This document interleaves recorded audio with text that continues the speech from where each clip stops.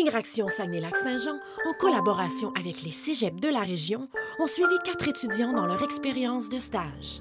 L'objectif est de démontrer aux organisations de la région que l'accueil de stagiaires en entreprise est une expérience profitable pour tous. Cette capsule vous présentera les étapes de la préparation d'un stage avec l'expérience de Catherine.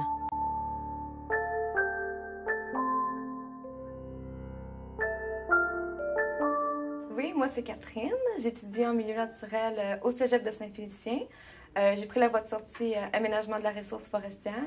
Puis ce qui me passionne le plus, c'est vraiment les types d'essences qu'on rencontre sur le terrain ici au lac Saint-Jean. Je suis vraiment passionnée par la nature, c'est ce qui m'intéresse le plus. Je sais qu'au Cégep, ici, on a une forêt-école. Donc le fait qu'on se trouve en région, tout ça, c'est important puisqu'on étudie la forêt. Donc, à Québec, il n'y a pas beaucoup de forêt. C'est vraiment un bel endroit pour venir étudier en foresterie. Quand tu connais personne, tu arrives dans une entreprise, tout est nouveau. Puis, je me suis préparée plus en allant chercher de l'information sur l'entreprise. C'est quoi ses fonctions, c'est quoi son but. Puis, c'est sûr que les sites Internet, ça peut nous aider aussi beaucoup quand on n'a pas la chance d'aller directement voir l'entreprise. Bien, il y a un responsable de stage, Luc, à l'école, qui nous aide un peu à nous préparer. Il va nous donner de l'information aussi, les dates. C'est lui qui va gérer plus les communications entre le cégep et l'entreprise directement.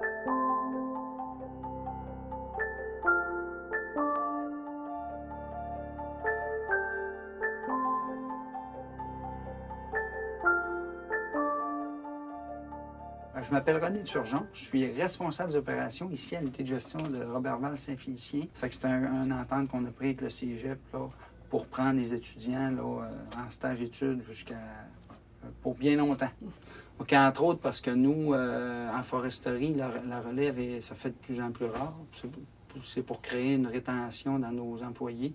Fait qu'en voyant la personne évoluer pendant 2 ans, bien, si elle a du potentiel puis qu'elle satisfait nos exigences, bien, on peut penser l'embaucher plus tard ou toujours selon si on a besoin ou pas. Je planifie le travail avant qu'elle arrive. J'ai même, pour Catherine, j'ai même fait des entrevues. On choisit quand même nos stagiaires. Puis les gens de mon équipe sont avisés d'avance. Puis après ça, je l'amène à son premier chef d'équipe qui va dispatcher dans les équipes. Au début, il nous envoie des papiers pour l'évaluation de la stagiaire. On a un monsieur attitré ici qui s'appelle M. Luc Lapointe qui nous appelle régulièrement, qui nous envoie des courriels. Il nous prépare avant, comme je vous disais, il nous envoie de la documentation. On est très bien suivi, puis il s'informe de la stagiaire.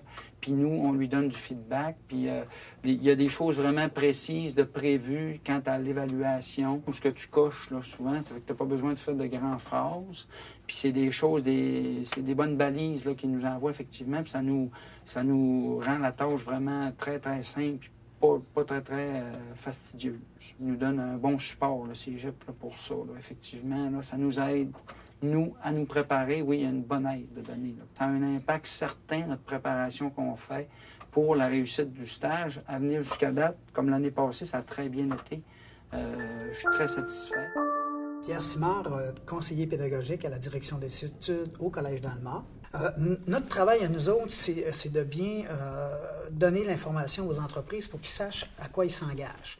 Donc, on a des guides du stagiaire, des guides des employeurs, où on retrouve l'ensemble des paramètres de la gestion d'un stage. Il y a aussi des conventions de stage, donc qui précisent exactement les responsabilités de l'entreprise, les responsabilités du collège et les responsabilités de l'étudiant. Et c'est des protocoles qui sont signés avec les étudiants et les entreprises. Donc, c'est des protocoles tripartites. Il faut savoir que dans la majorité des organisations, des institutions d'enseignement, l'élève, c'est pas gratuit. L'élève doit être recommandé ou en fait avoir un bon profil pour pouvoir être recommandé en stage. Parce que c'est important que l'étudiant soit prêt à aller en stage, qu'il ait les compétences pour le stage identifié. Donc ça, c'est dans la façon de faire.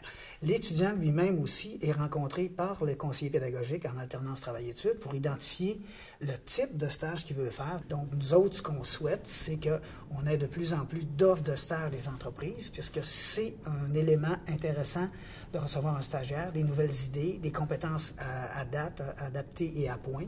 Et ça permet à l'entreprise souvent de faire évoluer des dossiers ou des secteurs. Ça permet à remplacer des vacances. Ça permet aussi de travailler sur des dossiers spéciaux qu'on n'a pas le temps de faire. Parce qu'une fois qu'on a bien identifié les besoins, une fois qu'on a bien transféré les mandats à l'étudiant, généralement, ils accomplissent le travail avec efficacité et rigueur. J'aimerais ça que vous m'expliquiez, au point de vue fiscal, est-ce qu'il y a beaucoup d'avantages au niveau des entreprises à recevoir des stagiaires? L'avantage principal qui existe, c'est un crédit d'impôt qui est offert par le gouvernement du Québec. C'est à hauteur de 30 des dépenses admissibles qui sont engagées pour l'intégration d'un stagiaire en milieu de travail.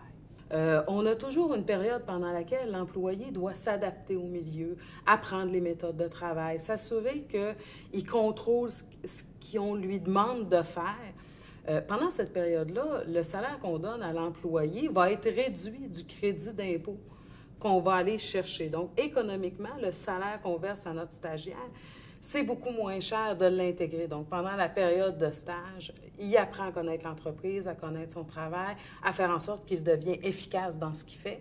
Puis, cette période-là coûte moins cher à l'entreprise.